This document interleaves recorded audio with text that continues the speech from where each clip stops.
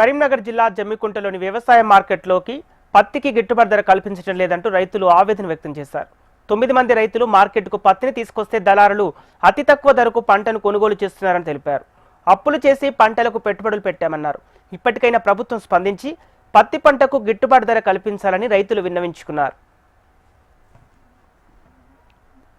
ఈరోజు కొత్త పత్తి బండ్లు రావడం జరిగింది. హైయెస్ట్ రేట్ వచ్చేసి 63.90 పడింది.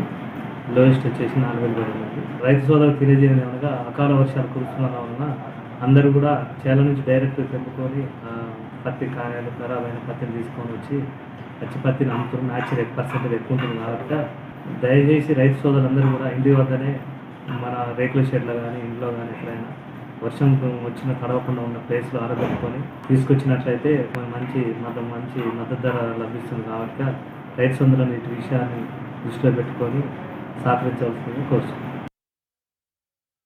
5 ఎకరాలు పత్తి అయితే వర్షాలు బాగా పడి మళ్ళీ రోగాలు బాగా చెరువులో నష్టం జరిగింది. ఏం లేదు, ఎకరాల 2-3 క్వింటాలు కూడా వెళ్తాయి. ఈ మార్కెట్కి వస్తే 35, 4,000, 5,000 అంటారు. అది పడదా మిల్లు తినకి ఏం చేస్తారు.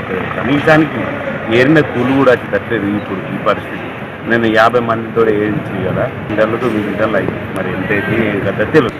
300 తోటి ఏరిన కూలే ఈ ఖర్చులే 15,000 అయినట్టున్నారు. వచ్చేది 8 క్వింటాలు అయినా కానీ మన 4,000 ఎకరా 35 ఎకరా ఏం వచ్చేది అసలు పెట్టుబడి వచ్చేది రైతుకి ఈ సంవత్సరం అంటే ఖర్చులకు ఘోరమైన నష్టమైంది. ఏం లేదన్న పత్తి పంట కూడా రాదు, పెట్టుబడి కూడా రాదు.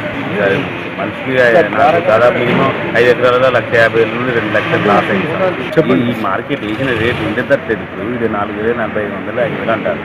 ఆడికి ఓడుతుంది. ఇచ్చేటప్పుడు 2 నుండి 500 కడి ఇస్తారు. మీకు మార్కెట్ రేట్ అసలు ఇక్కడ మీరు వేసిన ఏ రైతుకు ఉంటుంది.